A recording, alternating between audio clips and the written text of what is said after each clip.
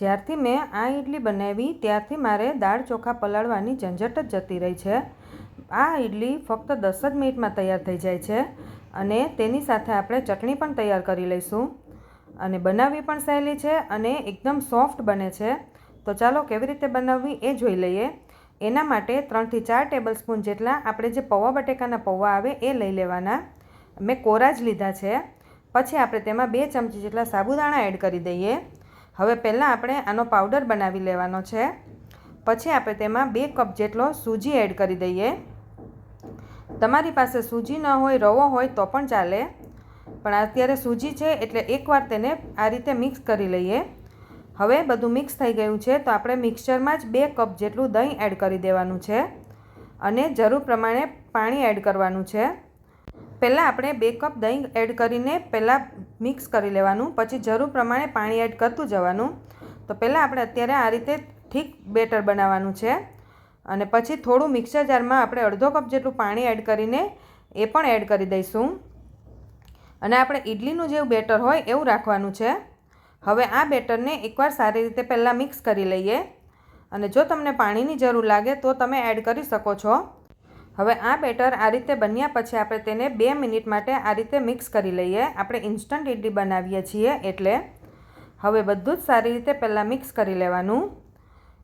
એકદમ સારી રીતે મિક્સ થશે એટલે સૂજી અને સાબુદાણા બધું ફૂલાઈ જશે। એકદમ સારી રીતે મિક્સ થઈ ગયું છે તો હવે આપણે તેમાં મીઠું સ્વાદ પ્રમાણે એડ કરી દઈએ। 1 ચમચી જેટલું તેલ એડ કરી દેવાનું છે। તમે અહીંયા આદુ મરચાંની પેસ્ટ પણ એડ કરી શકો છો। હવે આપણે સારી રીતે મિક્સ કરીને તેને 5 થી 7 મિનિટનો રેસ્ટ આપી દઈએ। 5 થી 7 મિનિટ રેસ્ટ આપવાથી સૂજી અને સાબુદાણા બધું સરસ રીતે ફૂલાઈ જશે। ત્યાં સુધીમાં આપણે સાઉથ ઇન્ડિયન ચટણી બનાવી લઈએ। અહીંયા મેં ઘરની જે ચમચી હોય એના માપથી જ બતાવ્યું છે તમને। તો એ ચમચીથી આપણે 4 ચમચી જેટલા કાચા સિંગદાણા એડ કરી દઈએ। 4 ચમચી જેટલા દાળિયાની જે દાળ આવે એ એડ કરી દેવાની। બધું જ આપણે એક જ ચમચીના માપથી જ લેવાનું છે। પછી આપણે તેમાં લીલા મરચાં એડ કરી દઈએ। લીલા મરચાં તમારે તીખું કેટલું ખાવું છે એ પર આધાર રાખે છે। મેં અહીંયા 3 એડ કર્યા છે। પછી આપણે 4 ચમચી જેટલું કોપરાનું છીણ એડ કરી દઈએ। તમારી પાસે તાજું કોપરું હોય તો એ પણ તમે લઈ શકો છો।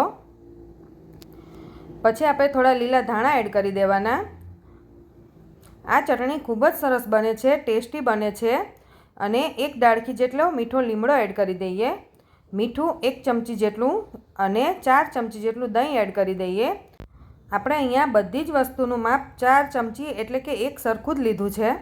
હવે આપણે તેને પેસ્ટ બનાવી લઈએ અને જરૂર પ્રમાણે પાણી એડ કરતું જવાનું। હવે આપણે થોડું મિક્સર જારમાં પણ પાણી એડ કરી દઈએ અને તમારે કેટલી થીક રાખવી છે ચટણી એ રીતે તમે પાણી એડ કરી શકો છો।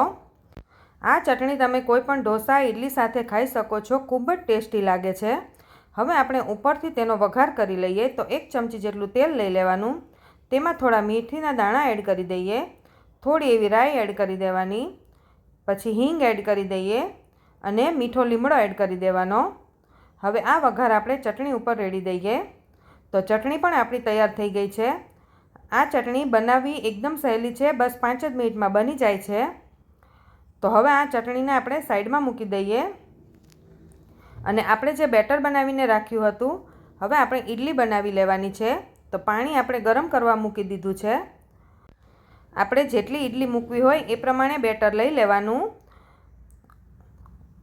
અને પછી જે બેટર આપણે સાઈડમાં કાઢ્યું છે એમાં આપણે થોડો બેકિંગ સોડા એડ કરવાનો। તમારી પાસે ઈનો હોય તો પણ એ પણ તમે એડ કરી શકો છો અને તેને આપણે સારી રીતે મિક્સ કરી લઈએ। ને હું અહીંયા ટાટે ઇડલી બનાવું છું તો મારી પાસે આ રીતે પ્લેટ છે, હું એમાં મૂકું છું।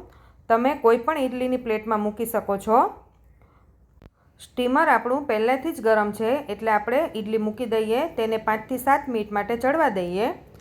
તો ઇડલી 5 થી 7 મિનિટમાં જ તૈયાર થઈ જશે અને તમે જોઈ શકો છો કે કેવી સરસ ફૂલાઈ ગઈ છે। તો હવે આપણે તેને નીચે ઉતારી લઈએ અને એક પ્લેટમાં કાઢી લઈએ।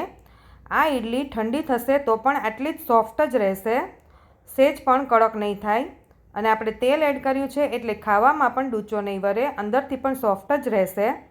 અને આ ઇડલી ઉપર આપણે ઘી લગાવી દઈએ। આપણે ઘી પોડી ઇડલી બનાવીએ છીએ એટલે ઘી તમે વધારે ઓછું લગાવી શકો છો ને એના ઉપર પોડી મસાલો એડ કરી દઈએ. પોડી મસાલાની રેસીપી મેં તમારી સાથે આગળ પણ શેર કરી છે, તમે જોઈ શકો છો અને હું એની લિંક પણ નીચે ડિસ્ક્રિપ્શન બોક્સમાં આપી દઈશ. સાથે આપણે ચટણી સર્વ કરી દઈએ. આ ઇડલી 10 જ મિનિટમાં બની જાય છે અને બાળકોને ખૂબ જ પસંદ આવશે અને તમે આને લંચ બોક્સમાં પણ આપી શકો છો. હું જ્યારથી આ ઇડલી બનાવું છું ત્યારે લગભગ અઠવાડિયામાં તો બનાવવી જ પડે છે અને એટલી ટેસ્ટી બને છે. તો તમે પણ ઘરે જરૂરથી ટ્રાય કરજો અને વિડીયો ગમે તો લાઇક, શેર અને સબસ્ક્રાઈબ કરજો.